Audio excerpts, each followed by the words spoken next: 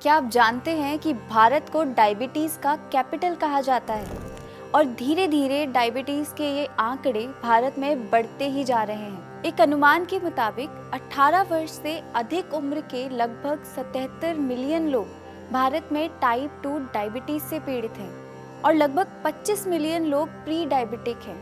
यानी आने वाले भविष्य में मधुमेह विकसित होने का उनमें बहुत अधिक खतरा है। और सभी डायबिटिक रोगियों का एक ही प्रश्न होता है कि हमें क्या खाना चाहिए और क्या अवॉइड करना चाहिए। तो चलिए जानते हैं ऐसे भोजनों के बारे में जो आप खा सकते हैं और किन्हें आपको अवॉइड करना है, और ऐसे कौन से भोजन हैं जिन्हें आप कभी कभार शामिल कर सकते हैं।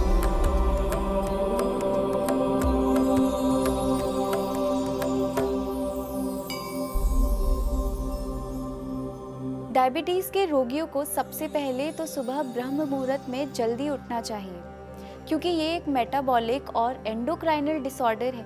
तो हमें ऐसा कोई भी काम नहीं करना है जो हमारे मेटाबॉलिज्म को धीमा कर दे। उठने के बाद आपके पास बहुत सारे ऑप्शंस हैं, जैसे आप 1 ग्लास गर्म पानी पी सकते हैं, आप 1 चम्मच भीगी हुई दाना मेथी का सेवन कर सकते हैं, आप नींबू पानी पी सकते हैं, आप त्रिफला जल ले सकते हैं। इसके लिए रात में 1 चम्मच त्रिफला को आप 1 ग्लास पानी में भिगोकर रख दीजिए और सुबह छान कर इसे पी लीजिए। आप गिलोय रस ले सकते हैं या आप आंवला ले सकते हैं। गिलोय रस और आंवला को मिलाकर भी आप ले सकते हैं। इसके अलावा आप ग्वार पाठे का रस ले सकते हैं। आप अर्जुन छाल की चाय बनाकर ले सकते हैं। आप दालचीनी, लौंग और जावित्री की चाय बनाकर ले सकते हैं, जिससे आपका मेटाबॉलिज्म अच्छा होगा। इसके कुछ देर बाद आपको व्यायाम ज़रूर करना चाहिए। व्यायाम में आप रोज़ाना 20 से 25 मिनट या 1 घंटा सूर्य नमस्कार कीजिए, कपालभाति की क्रिया कर सकते हैं, भ्रामरी प्राणायाम कर सकते हैं, वक्रासन, पश्चिम उत्तानासन, ये सब कर सकते हैं। अगर योग और व्यायाम आप नहीं करते तो 3 से 4 किलोमीटर की वॉक तो आप रोजाना कम से कम करिए। इसके बाद प्रश्न आता है कि नाश्ते में डायबिटीज के रोगियों को क्या खाना चाहिए। तो आप दलिया बना सकते हैं। अब प्रश्न है कि दलिया किसका बनाएं? तो आप कोदो का, जौ का, बाजरे का, मक्के का, ज्वार का दलिया बना सकते हैं। आप काले चने प्रयोग में ले सकते हैं। आप पराठे बना सकते हैं, मेथी के, सहजन के पत्तों के, पालक के, मूली के। बस ध्यान में रखना है कि पराठा बनाते वक्त एकदम ना के बराबर तेल का इस्तेमाल करें। रिफाइंड तेल का प्रयोग बिल्कुल भी नहीं करना है। आप चाहें तो आधा चम्मच के आसपास घी का प्रयोग कर सकते हैं। अब एक और प्रश्न डायबिटिक के मरीजों का होता है कि फ्रूट्स कौन से खा सकते हैं। तो इसके लिए हमें देखना होता है कि किस फल का ग्लाइसेमिक इंडेक्स अधिक है और किसका कम है।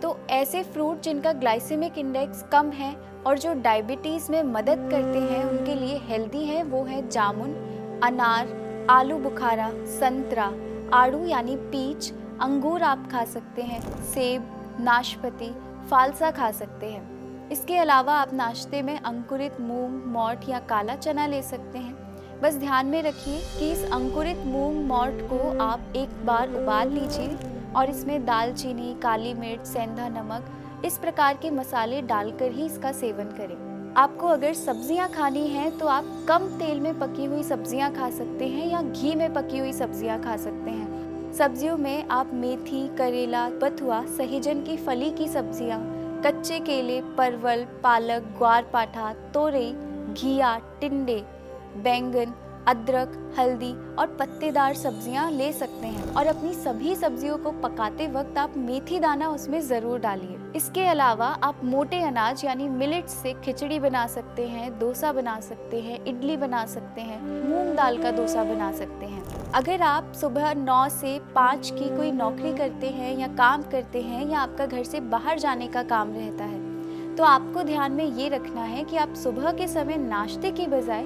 ताज़ा खाना खाकर के जाएं। लंच में कोई ऐसा विशेष खाना नहीं है। आप चपाती, सब्जियां, दही, छाछ सब कुछ ले सकते हैं। इसके अलावा आप दाल का प्रयोग कर सकते हैं। दाल में हमें ऐसी दाल का प्रयोग करना है जो पचने में हल्की है, जैसे मूंग की दाल, अरहर की दाल। कुलथ की दाल भी आयुर्वेद के अनुसार प्रमेह को कम करने में फ़ायदेमंद है। तो इसके लिए आप कुलथ की दाल हफ्ते में 1 से 2 बार प्रयोग में ला सकते हैं। अगर आप कुकिंग ऑयल के प्रयोग देखें तो कुकिंग ऑयल में सरसों या फिर तिल का कच्चे घानी का तेल आप प्रयोग में ले सकते हैं। रिफाइंड ऑयल आपको बिल्कुल भी प्रयोग में नहीं लाना है। मसाले हम देखें तो आप दाना मेथी, तेज पत्ता, दालचीनी, लौंग, काली मिर्च, जायफल, कलौंजी, जीरा, हल्दी, धनिया इन सब का प्रयोग कर सकते हैं। इसके अलावा एक और प्रश्न रहता है कि स्नैक्स में क्या ले सकते हैं, यानी शाम के समय जब डायबिटीज के रोगियों को हंगर पैंग्स आते हैं, भूख लगती है, तब क्या खाया जा सकता है। तो इस समय आप रोस्टेड सीड ले सकते हैं। आप अलसी यानी कि फ्लेक सीड, सूरजमुखी के बीज, वाटरमेलन सीड्स, खसखस इन सबको रोस्ट करके ले सकते हैं। आप जौ की धानी का प्रयोग कर सकते हैं। मूंग, चना, बाजरा, ज्वार इन सबको रोस्ट करके इनकी नमकीन बनाकर आप प्रयोग में ले सकते हैं। जौ और चना का सत्तू आप ले सकते हैं। आप मुरमुरे की नमकीन बनाकर रखिए, मखाने आप खा सकते हैं। आप किसी तरह का वेजिटेबल सूप ले सकते हैं। आप ड्राई फ्रूट्स का सेवन भी कर सकते हैं। अब ड्राई फ्रूट्स भी ऐसे होने चाहिए जो आपके कफ दोष को अधिक ना बढ़ाएं और जिनका ग्लाइसेमिक इंडेक्स कम हो।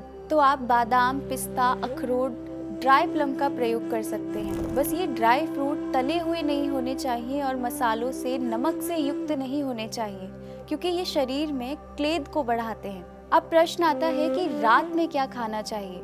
तो सबसे पहले तो आपका रात का खाना या तो सूर्यास्त से पहले होना चाहिए या फिर 8 बजे से पहले होना चाहिए। रात के भोजन में आप वही सामान्य भोजन कर सकते हैं। आप चपाती खा सकते हैं, दलिया खा सकते हैं, उबली हुई सब्जियां ले सकते हैं, इनमें आप मसाले डाल सकते हैं, आप खिचड़ी ले सकते हैं। और चपाती बनाने के लिए जो आटा आप प्रयोग में ला रहे हैं उसमें आप जौ और गेहूं का आटा मिलाकर ले सकते हैं। इसमें आप 70% तक जौ का आटा मिलाइए और 30% तक गेहूं का आटा। इसके अलावा आप ज्वार, मक्का, रागी, चना, बाजरा इन सब का प्रयोग भी कर सकते हैं। बस ध्यान रखना है कि मिलेट्स का प्रयोग करते वक्त आप 1 चम्मच देसी घी या फिर मक्खन ज़रूर लीजिए, क्योंकि मिलेट्स आयुर्वेद के अनुसार शरीर में रूखापन लाते हैं। आपको बार बार भूख लगने की समस्या होगी और इनसे आपको अधिक ताकत भी नहीं मिलती। इसलिए घी और मक्खन का सेवन मिलेट्स के साथ में बहुत ज़रूरी है।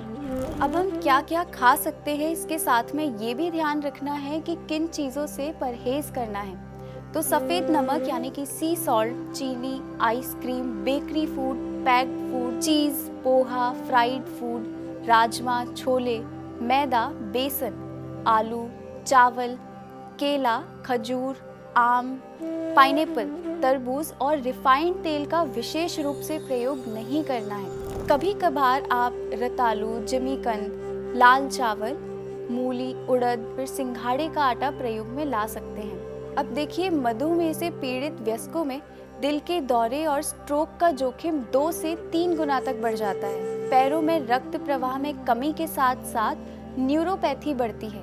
पैरों में अल्सर, संक्रमण इस तरह की समस्या बढ़ सकती है। मधुमेह संबंधित रेटिनोपैथी भी एक महत्वपूर्ण उपद्रव है डायबिटीज का। इसलिए दवाओं के साथ साथ ज़रूरी है कि आप अपने खान पान का ध्यान रखें। आपको पता होना चाहिए कि आपको किस प्रकार की दिनचर्या रखनी है।